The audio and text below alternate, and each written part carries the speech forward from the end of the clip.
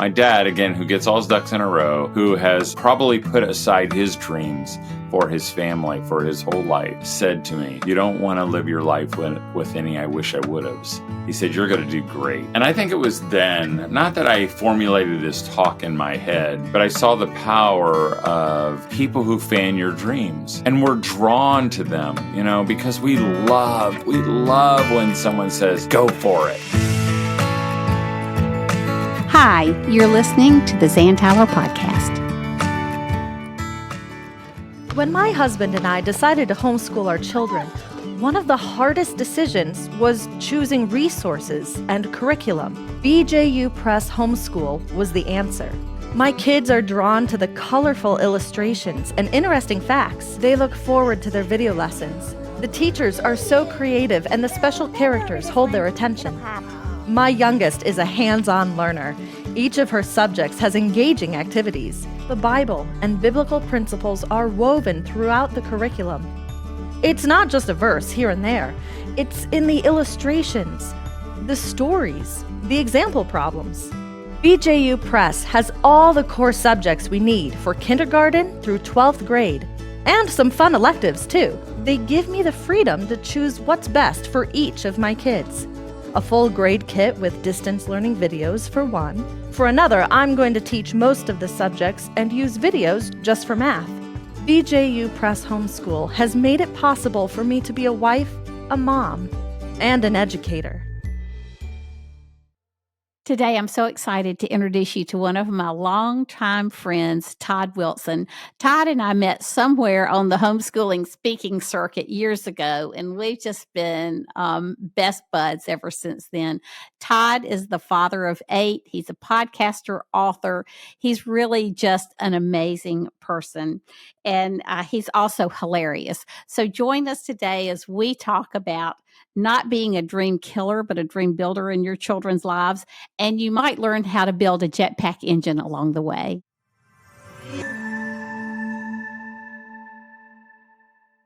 I'd like to welcome my good friend and buddy, Todd Wilson, to the Zan Tyler Show this morning. Todd, thanks so much for being here. Zan, I am here for you. I appreciate it. I'm glad I got somebody here for me in my corner. So I hear you just got back from FPEA. How was it? Right. Down in Orlando, Florida. We had a great time. Lots of people. It was super encouraging. We had just gone the week before. We were in California. So it was a quick turnaround at the CHIA convention out there in Anaheim, California. And I don't know, you do the homeschool thing all the time, the homeschool conventions. It's just super encouraging when you're around, you're a part of something really big. Yes. And being the in-person events are so special after COVID. I mean, people are just hungry to be together. Right. I met one mom and really it was almost touching to me. She said she had retired from homeschooling. So her kids, she said, had graduated and she hadn't been to a homeschool convention in like 3 or 4 years. And she said, it just felt like coming home. When she pulled up and she got her little badge, name tag badge, and she said it just felt so good to be back. Oh, that's so powerful. It's so sweet. We, after one of my workshops, a homeschool dad, we were just in Winnipeg. A homeschool dad came up to me and it was our session on burnout. And he said, I came to the conference for this. He has 6 children and just lost his wife in the childbirth of his last child. So, you see so many sweet things and touching things and people who just need the support and encouragement. There's nothing like a homeschool conference. Right. I agree. The things you get in person that you just can't get anywhere else. So, and I will say to wives too, that I had at least a half a dozen men come up to me in the 2 states and say, I really wasn't very pro homeschooling. My wife it was all about her and I didn't understand. And, but I came and heard you speak, 7 years ago, and I'm on board now. And I just think for ladies, because sometimes your husband doesn't get it. You've been talking about it, researching it, and then you spring it on him and he's like, I don't think so. So get him to a homeschool convention and see what God might do there. I have to show you a picture. I wish I had a visual for you right now. Joe has this picture of a bride in her bride dress dragging the groom, Right. and he says, "Okay, guys, if you're like me, this is how you came to your first homeschool conference." Right. But yep. When we started homeschooling, and we homeschooled for 21 years, Joe's a raving homeschool fanatic now. But he said, "Well, Zan, I guess in kindergarten, all you learn are your numbers and your colors, and you can't mess that up too much." And then lo and Yeah. behold, Ty was colorblind. Right. So I was 1 for 2. Well, listen, Todd, tell me your story. I can't wait for people to hear your story. I know people around the country have heard it, but I love your story about how you and Debbie got started. Tell us a little bit about your family. It's not like you homeschooled one child. Right. Well, we have 8 children, but we didn't get them all at once. That wasn't that wasn't our plan. We just planned. We thought my wife came from a family of 4 children. I came from a family of 4 children. We both thought 4 kids. That's a good number. And I think my in-laws, everybody else thought that's a good number too. When you go past that, they start going, what are you doing? And I remember saying those comments before I had children, like people who had a lot of kids were crazy. And really they're the smart ones. But so, one by one we started adding. We thought that we'd put them in school, just like I was part of school, and my wife went to a Christian school. I went to public school. I just assumed, that I was going to use my kids to win our town for Christ. I was going to make them salt and light, and we were going to. And then, really out of the blue, I can remember we had block parties in our neighborhood, and we were really intentional about sharing Christ with people, and their little kids started showing up at my house and asking things that would make a sailor blush. And I'm like, there is no way I'm putting my kids with their kids. Because I thought, I'll lose them. And, we want them to be salt and light. But if the salt loses its saltiness, it's good for nothing. That's right. And so we started this homeschooling journey. And so what year was this? Do you remember what year you started? I don't know. I think it was sunny that day. Do you know what decade it was in? I don't know. Probably about 20 some years ago. 20 some years ago. 22, maybe 23 years ago that we started. And it has been a great ride. In fact, I heard a lady, I was talking to a lady who was an organizer, homeschool organizer in St. Louis. I think it was maybe a year and a half ago. And we were having pizza, getting ready for the event. And she said something that I've repeated lots of times. And she had 2 sons who were 31 years old. In fact, one of them just had died. It was kind of tragic. And she said this. She said, I have made so many mistakes in parenting that I wish I could do over. And then she said, but choosing to home educate my children was not one of them. And I thought then, that's a pretty bold statement. There are not many things I'd say, well, I did this right as a parent. Right. But choosing to home educate my children was not one of our mistakes. It was maybe one of the greatest things I wouldn't even say chose. It was maybe one of the greatest gifts God ever gave us. Oh, that's a good way to put it, because so many of us didn't choose to homeschool. If we had our druthers, we wouldn't have homeschooled. And somehow we got into it kicking and screaming. I always tell these COVID moms, we have a lot in common, the COVID moms and the people who started way back when. But it is definitely a gift. So tell me what kept you homeschooling. If you started homeschooling with 1, what kept you homeschooling with 8? It wasn't that our kids were getting so smart. And honestly, it's not even hardly on my radar, even though our kids are amazing and they amaze me now. I just liked being together as a family. I saw the benefits of it. I saw that our kids were best friends. They interacted in a way that I never interacted with my brothers and sister. Because, when you go to a school, you really become very independent. it pushes you towards independence. Not like, oh, now you got to go, carry your lunchbox to the cafeteria by yourself. But you kind of get your own friends. You do your own thing. You go to your own practice. I didn't need my brothers. I didn't want them to be my friends. I had my own friends. In fact, when my friends came around, I didn't want them around. But our kids, maybe because they didn't have a lot of other friends all the time, they just were best friends. And I can remember, seeing my old son, who was 18, playing Candyland with his little sister. That's right. And, and it looked like a cage match. Like, she skipped 3. She had 3 purples. And I'm like, Ben, it doesn't matter. It's only, yeah, but if she's going to win. And I'm like, it doesn't matter. And that just is, balm to my heart just to see my kids together. So I love that. I know my wife, sometimes she would say things like, I know, but our house is so loud. Everybody's just yelling and bickering all the time. And I'm like, honey, that's the music of our house. And one day it's going to be silent and we're going to miss that. Oh, I love that. The music of your house. That's true. It is true. People ask me, something about when did you get used to having an empty nest, which we really don't feel like we do because we have our grandkids here a lot. I thought never.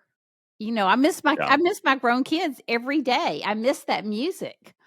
And so it's a good reminder to parents when they have their kids at home to cherish those days. Because it goes so fast. So fast. Yeah. I mean, I know you remember kind of being, and even now it gets a little foggy in the throes of it. My wife used to call those early days the dark years because, she was just surrounded by little kids. She never got to breathe. It was just constant. You think, oh, we'll just go through the alphabet, but you can't make it through the alphabet because other kids are going, I've got to go to the bathroom. Can you just wait? No, I got to go now. Well, we're doing this. Well, when can I go? I don't know. You can't go now, and it just goes on and on and on. And now we're like looking at my daughter, Maggie. She's going to have her high school graduation this Sunday, and we will only have 2 homeschoolers of the 8 left. And you think, how did we get here so fast? I know. That's how I feel. So this is a terrific quote. It's very cultured. A friend of mine said that life is like a roll of toilet paper. The closer you get to the end of it, the faster it spins off the roll. No, I think that's true. That's true. It's really true with homeschooling. Man, you get to those high school years, it feels like kindergarten and elementary school lasted forever. And then those years just fly by. Well, my wife will say those milestones, like it takes you forever to get to your first driver's license. And then they just go boom, boom, boom. It takes forever to get your first graduation and then boom, boom, boom. It takes forever until you get a kid who's married and then they're all married. All married, right. And it goes so fast after that point. Yeah. So Todd, you have so many talks that have encouraged Joe and me over the years, even after we had homeschooled for years and years. But I think my favorite talk from you will always be the one about not being a dream killer, being a dream builder. So tell me how that came to be. I love that story when you start talking about your dream when you were growing up. Well, I was not one of those kids who had their life mapped out. I mean, when you would have asked me, they would have said, what are you going to do after high school graduation? I'm like, I think we're going to McDonald's afterwards. I mean, and that was about as far as I went to Purdue University just because everybody went somewhere. I mean, I sent out my applications. First person who said yes, they got me. It was I didn't visit the campus. I didn't have questions to ask. I didn't know any of that. So I didn't have this huge passion that this is what I was going to go pursue, for the rest of my life. But somewhere along the way, I was a pastor, and we decided that maybe I'd try being a writer. And I can remember I went to my dad. My dad's a get your ducks in a row kind of guy, where you don't do crazy things. You just do the right thing. And so I met my dad at McDonald's and I said, hey, Dad, I'm thinking about being a writer. I don't even know if you can make a living at it. And I don't know. I don't even, it's not like I've got somebody knocking on my door telling me I'm great. I said, but I think I'm going to try it. And my dad, again, who gets all his ducks in a row, who has has probably put aside his dreams for his family, for his whole life, said to me, "You don't want to live your life with any I wish I would have." He said, "You're going to do great." And I think it was then, not that I formulated this talk in my head, but I saw the power of people who fan your dreams. And we're drawn to them, because we love when someone says, "Go for it." At the other side of that, we shy away from people, and we all know people who tell you why you shouldn't do what you believe God would have you do. I call them dream killers because they are. And we've got plenty of family members around us who do that. And I know they only kill dreams because they grew up and they had dream killers in their lives. And one of the byproducts is once you've had your dreams killed, you become one of them. They're like the zombies, and they always have good meaning. They always have good motives. They just want to protect you. They want you to do the right thing, the Christian thing. And it just comes across. And I think if we listen to them, we will not do what we believe God would have us do. In homeschooling is the same thing. As soon as you homeschool, everybody around you tells you why it seems like a bad idea and how some mother just read in, the newspaper of a homeschooling mother who ate all her own children, and then you're like, and they just have all these stats and all this. And if you listen to them, you will not do what you believe God would have you do. So I want you to talk about this in terms of your own kids and some of the crazy things they wanted to do, and you were able to walk through those things with them rather than kill their dreams. I just remember you saying, if they'll go somewhere else to find their, the one which is absolutely true if you don't do it. And I saw sometimes when their dreams, even, I don't know why it is, but we like parents feel like it's our job to kill the dumb dreams, and we like we're putting out a cigarette, we just step on them and squish them, and as though if we don't, they're going to do something like this. Like my oldest son, Ben, he's 29, almost 29 now. And he said, when he was little, "Dad, I want to own a cruise ship." And I never once said, "Well, why would you want to own a cruise ship? They get terrible mileage. Why don't you just want to own a casino?" I never said any of that. I used to say, "Oh, that'd be so cool. Because then you could give me a ride anywhere I wanted to go. We could go where, and Ben never remembers. He never, you talk to him now, he doesn't remember ever wanting to own a cruise ship. But I think you remember your dad who fanned your dreams, and it's easy when they're little. I mean, Ike, he's my daredevil kid. He's amazing, and he's a dreamer. I mean, he makes his living by making things on Etsy. I always say he's either destined to become a billionaire or a hobo, but he's just amazing. He's brilliant, and when he was little, someone sent me a video of a jetpack guy. And this guy was, it was a 9-minute YouTube video where this guy's, launching across the sky with his jetpack, and Ike's looking at it with me. And afterwards he said, "That's awesome, Dad." And so, I don't know, a little while later that afternoon, I see him drawing on, at the table. He's drawing something. And I look over his shoulder, and it's a guy with a jetpack on. And he said to me, "Hey, Dad, how much do you think a jet engine costs?" And I'm like, "I don't know, Ike, like $1 million, $2 million. And he's like, "Can you look on eBay?" And I'm like, "They don't sell jet engines on eBay." Well, guess what? They do sell jet engines on eBay.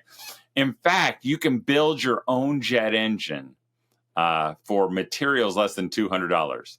And so he's like, "Dad, can I build a jet engine?" And I'm like, "Ike, if you can save $200, we'll build a jet engine." And I was pretty sure he would never be able to do it. But when I started talking about it, people started donating to his fund. Well, he did buy the plans. They were like $25. And I mean, it was not a weekend project. It was something that... It wasn't like Legos. It was not Lego. It was something that was serious. And at the end, it says, when you go to test it, go to a large vacant area. And, and my kids at the time, they'd say, Dad's never going to let you build a jet engine. Like, he's going to let you fly around our town with a jet engine on your back. And Ike would always come to me and say, Dad, they said you wouldn't let me. And I would say, Ike, if you save $200, we'll build a jet engine. And again, I believe one day he will build the jet engine because he's built so many amazing things. But even if he doesn't, I hope he will never forget his dad who fanned his dreams. And, the thing is, those are kind of silly dreams, and, I've got a son who wants to be a basketball player. Well, I can fan his dream. I don't have to tell him, well, you're not very tall. They're really tall. I can just fan it and let God kill the dumb dreams. And then I'm the hero. And even now, my kids will say, Dad, I'm thinking about doing this. And in my heart of hearts, I'm like, why would you want to do that? But I say, go for it. If anybody could do it, you could do it. Because I know dads, husbands who desperately want their wives to say that. Yes. And wives who are scared to death just say, no, why would you want to do that? We don't have the time or the money. And husbands kind of go, yeah, you're right. But inside, they just want their woman to go, if anybody can do it, you can do it, honey. Amen to that. That's true. Hey, I was just looking at your list of talks because I like to go get your stuff on Kindle and read through it on planes and all. And you've got a talk I haven't heard, Raising Dangerous Sons in a Safe World. So Right. I'm wondering if that doesn't really tie in with this, just being risk takers. It totally does. But not just and really it's always a surprising workshop because people think I'm going to talk about some of this. And I do talk about this. But really what I want dangerous is the opposite of safe living. Safe living says, I will trust God when it looks like it's going to work anyway. I will love my spouse when they're loving to me, and dangerous trusting says, I'll trust God when it doesn't look like it makes any sense. Mm-hmm. I will trust God no matter who sits in the White House, because I can do that. I will love my spouse even if they say they hate me. In fact, one time I was talking about loving your spouse, and someone, if I mentioned his name, everybody listening to the show would know who it was. And he said to me, yeah, Todd, you're saying that's like being a doormat, that we're supposed to be doormats in our loving. And I'm like, no, that's not what I meant. And then I was reading my Bible like a month or two later, I was just reading and I came across this verse. It says, greater love is no man than this, that a man laid down his life for a friend or for another. And when I read that, I'm like, oh, that sounds like a doormat, And then I found all these verses about me laying myself down, and not in that traditional doormat where you're just going to let someone spit in your face, but sometimes it feels like they spit in your face, and that's dangerous loving. That says, okay, honey, I'll love you no matter what, I don't need anything out of it. I would like stuff out of it. I really, really would. And I'm not very good at it. Or my kids, I know you may not give me anything, but I will never give up on you. And so that's kind of the flavor of that. The things that don't come naturally to us. Well, Elizabeth Elliot used to call that the exchanged life principle. Exactly. Like as Christ exchanged his life for us, we're supposed to exchange our lives for those around us. So I love that. Yeah. So Todd, as we close, if you had one piece of advice for homeschool families or for any family or for moms and dads, what would it be? That's a lot of people there, Zan. Giving you lots of options. Just in case. Don't eat anything bigger than your head. No, I don't know. I don't know. Chew before you swallow. I don't know. I don't know. Eat lots of Krispy Kreme donuts. Exactly. We can make a whole show out of that. Stories Todd remembers of Zan. We should do that.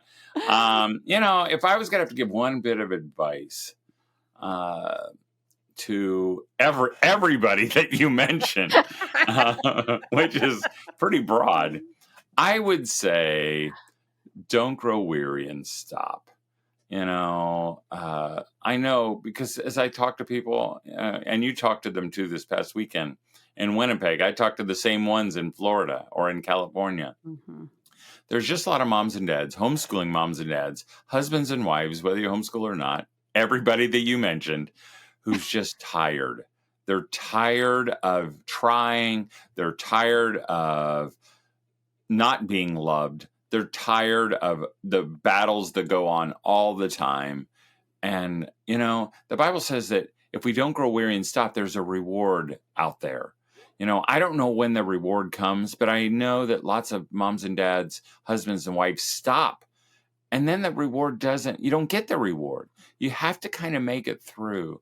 So, I had a dad who came up to me and he said, "So Todd, what do you do?" He hung around my table the whole weekend. And then he finally asked his question. He said, "So what do you do, Todd, when, your family's just bickering and it just feels like they're arguing all the time and you're just you're just doing battle all the time?" And, I know he wanted some kind of simple solution where I go, "Well, what you do is you have a chore chart and you put down a sticker for each time, or throw a nickel in the jar." And I hate those kind of answers. But I said, you know what I would do? I would just enjoy these days. Because the truth is, you can yell, you can correct, you can spend your whole, but they still probably will still do it, So why don't you just enjoy these days? Don't grow weary. Don't stop. Because one day, again, it's going to be over. And you're going to wish you could do it all over again. So there's my advice for everybody in the world. Well, actually, that's great advice for everybody in the world. Aren't you glad I asked the question the way I did? Yes. Well, Todd, thank you so much for being with us today. It's always fun. It makes me laugh, but I always come away with a lot of truth and some convicting things as well. So, well, it was awesome, Zan. You must do this all the time because you're really good at it. You're a good friend, and thanks so much. Thanks for having me on.